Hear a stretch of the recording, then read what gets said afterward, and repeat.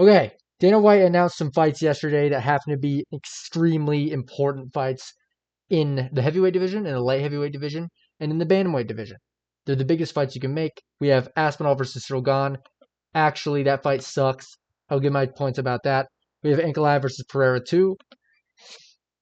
We also have on the same card Marab versus Corey Sandhagen, and then a sick feature fight of Prohaska versus Roundtree.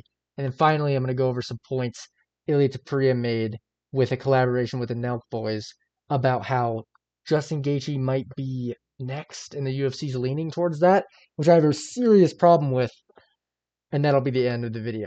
So, we're going to start with this. We are officially moving on from John Jones at the heavyweight division. They finally booked Tom Aspinall for a heavyweight title fight. He's the undisputed goddamn champion. Sadly, we don't have a good contender for him. We have Cyril Gane. That's really all we have. Cyril Gane and Derek Lewis, I guess, but we can't really have Derek Lewis because he's like number 10. Honestly, that's the most intriguing matchup to me at heavyweight. But we have Cyril Gane. This pisses me off because Cyril Gane already fought 2 title fights. One against Ngannou, which he lost, which he was close. He could have maybe won. And then one was against John Jones, which he got completely demolished in the first round. I'm going to call it was rigged. But Aspinall could do it quicker. If he doesn't, it just bigs John Jones up, which I don't want ever to happen. It's just, Cyril Gane is just a sour taste in the heavyweight division at this point. He's on top, but he's not good. Like, he's not proven to be good. He has no hype behind his name. He's coming off of a robbery win against Volkov. There's just really no hype behind Cyril Gane whatsoever. And if he beats Tom Aspinall, the heavyweight division is completely cooked. It's done. The heavyweight division has no value if Cyril Gane wins, which is a very big gamble to have in your biggest division in the sport. Arguably the biggest persons, but the heavyweight title fight is the first one. If there's multiple title fights, the heavyweight goes first. It's a huge belt. It's no flyweight fucking belt. It's the heavyweight fucking belt. And Cyril Gane as champ is horrible for the UFC in general. It's terrible optics. John Jones gets too much credit out of it. It's just overall the worst possible outcome. But if Tom Aspinall clears him, the only way Tom Aspinall wins is if he clears him quicker than John Jones. Otherwise, people will be like, "Oh, dude, took him around." Ooh.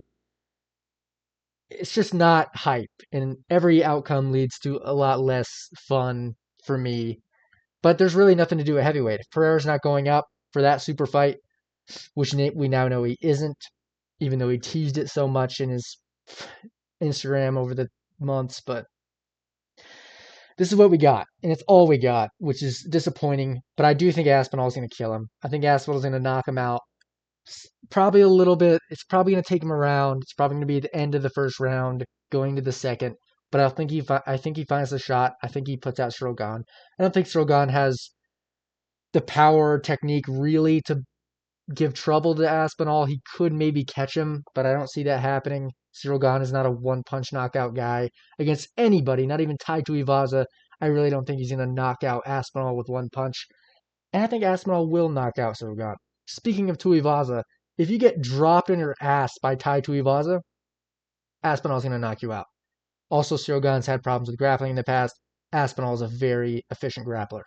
All signs point to Aspinall, but that tiny chance that Cyril Gane gets it done is enough to terrify the shit out of me. But overall, I think we'll be in the clear, and then we can finally move on with Tom Aspinall as champ and get a contender out of Derek Lewis, because that's really it. And Jailton Almeida, I guess. And maybe Waldo Cortez Acosta. It's not looking very good, but at least it's not John Jones anymore holding shit up. So next, we have Yuri Prohaska versus Khalil Roundtree. Oh, no, we don't. What the fuck? We have Magomed Ankalaev versus Pereira 2, which is what everybody knew was going to happen. It was there was a weird rocky situation where maybe Pereira couldn't fight or he didn't want to fight. At least that's what Magomed Ankalaev was saying. And there were some rumors that Yuri Prohaska might get the title shot. But in the end, Pereira gets the rematch. I like this fight for Pereira. Even after the rematch, I do really like this for Pereira. or even after the first fight. I'm still going to go with Pereira when this fight does happen. I know Magomed beat him. He didn't beat him by a huge margin. He definitely beat him. But Pereira went, if you're going to believe the rumors, which I'm choosing to because I'm wanting to. Pereira went into that fight with a broken arm or broke it quickly into that fight. He wasn't throwing shots whatsoever to land anything really on the feet in that fight for the entirety of it. It was really weird. Magomed Ankalaev had no success in the takedowns at all. He had no success in the grapplings besides holding up Pereira against the cage.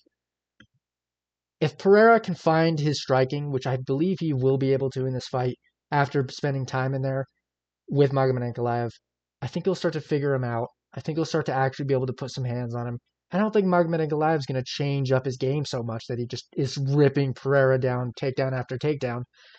I don't see that happening. I have faith in Pereira to adapt and change. I know he's not great in rematches in the UFC, but I feel like he's going to get this one done. I have faith in Pereira at this point. And they're really setting it up well to like have that light heavyweight division develop further. Because if Magomed Ankalaev wins, I guess we can move right to this. If Magomed Ankalaev wins, the winner of Prohaska versus Roundtree fights him for the belt. You do it quickly. And then you have Carlos Ulberg fight the loser. Why I don't think they're doing Yuri versus Carlos Ulberg. God, Ulberg is so hard to say with the mask on. Why I don't think they're doing that fight is because if Pereira wins, they need Ulberg as a title contender, and they can't risk him losing. Because Pereira already beat Khalil, he already beat Yuri twice. There's no hype behind a matchup for Pereira in the light heavyweight division at all, besides Ulberg, because he's the only one he hasn't fought yet. So that's why I think they did the Prohaska versus Roundtree matchup, which I wouldn't have done. I would have done Yuri versus Carlos Ulberg. But they decided to go with Roundtree, which is a sick fight that I'm going to predict in a second. But that's why I think they did that. And it makes a lot of sense, to be honest. And then Magomed can get the winner of those two if he does win this fight, which is possible. Very possible, I would say. But I'm going to go with Pereira. I don't think he'll be able to stuff. I think he'll be able to stuff the takedowns. I think he will be able to put his striking together, and maybe without a broken arm, he can actually get some real damage going. That's my hope, of course, as well. But I'm going to go with Pereira. Call me crazy. I'm going with Pereira. Also, this fucking card is amazing. October 4th is going to be an amazing fight card. 2 title fights, and that feature fight it's amazing. It's perfect. They're choosing to stack the end of the year very well, which I'm a big fan of. We also have the second title fight on this card, which is Merab Dvalishvili versus Corey Sandhagen in the bantamweight division. Merab is staying relatively active, and he's fighting Corey next. We all kind of knew it was going to happen. What I think is going to happen in this fight is Merab's going to do kind of the same thing he's been doing. Corey Sandhagen's not a super proficient finisher by any means in his career. He's had some flashy finishes, but he's not that guy. He's not the finisher. Neither is Merab, and he got a finish in his last fight. I don't predict this being a finish. I predict this being a decision. And who's better at decisioning a motherfucker out than Merab? You have to take that into account now, that there's nobody that can beat Merab. You used to think maybe a super powerful puncher that can find the shot can beat Merab. Sean O'Malley couldn't get it done. Corey Sandhagen could find a flying knee out of nowhere. He could find a knee up the middle at some point.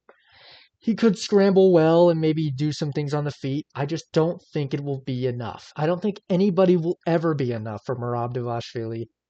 Ever. Merab is too fucking stupid and cardio dependent, which is not a bad thing. His cardio is through the fucking roof. He's going to smother the shit out of you, no matter how good you are. He did it to Umar Nurmagomedov. He's doing it to Corey Sandhagen. There's no hope to me at all in the bantamweight division that we'll get out of the dark, evil overlord that is Merab. Corey Sandhagen's not the guy. I don't think so, at least. He has a shot because he does have good grappling and like technical striking that looks fancy sometimes, but it doesn't inflict damage very well. And he's had scraps before and stuff. I think Merab's beaten every archetype you can beat to prove to me that he can beat fucking Corey Sandhagen. He beat Umar easily. He beat Peter Yan easily. Umar was not easy. I understand that. I think he's going to beat Corey easier than he did Umar Nurmagomedov. I don't see a case for Sandhagen. Sadly, because I do not want Merab as champ anymore. But Sandhagen's not the guy, which is unfortunate, but it's just true. Next, we have the feature fight, which is Yuri versus Khalil Roundtree, which I was talking about earlier. And it's sick as shit. It's super scary. As a Yuri Prohaska fan, Khalil Roundtree is very dangerous.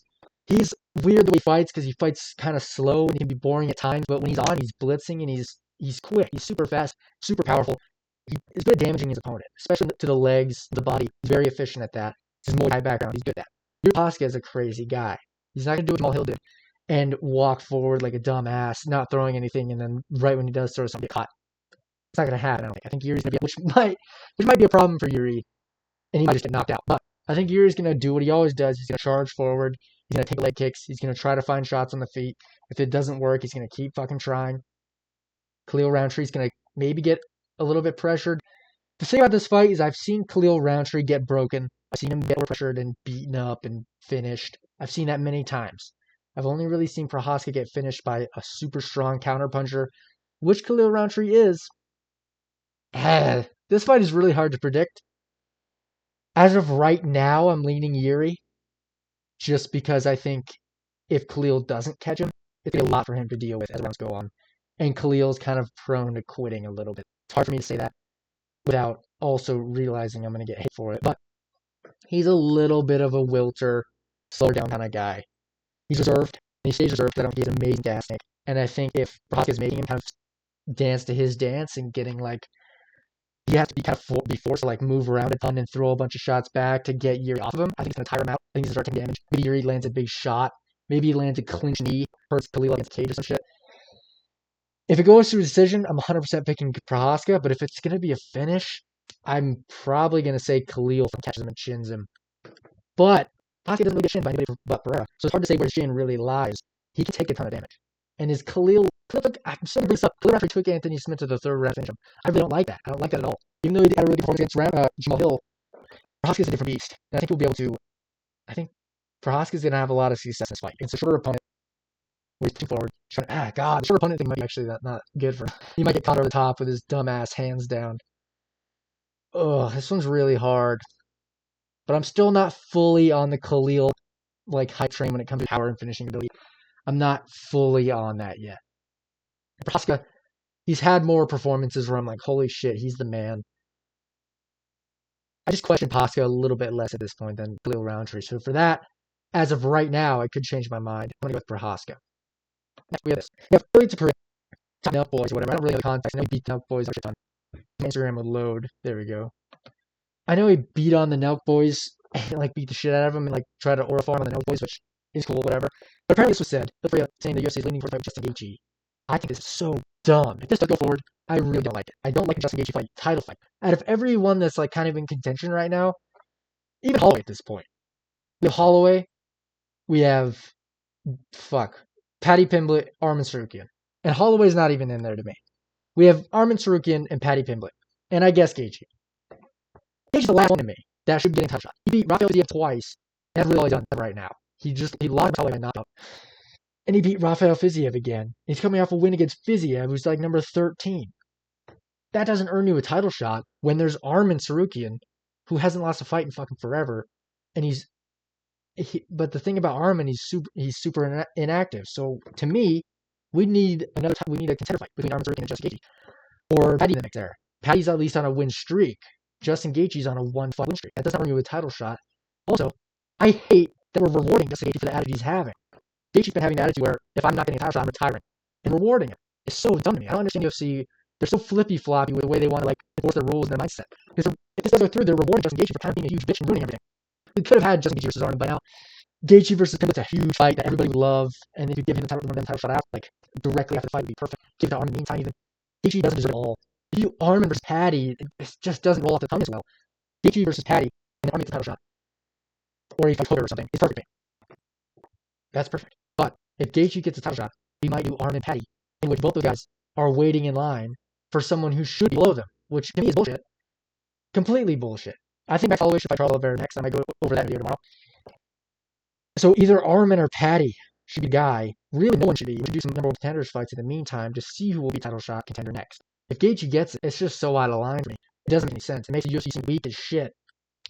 And I think the Pereira soaks him and that's it, and who really cares? I don't think there's a ton of hype behind it. It's Gaethje, so there's going to be hype. But there's not an insane amount of hype behind this fight, especially with Gaethje winning a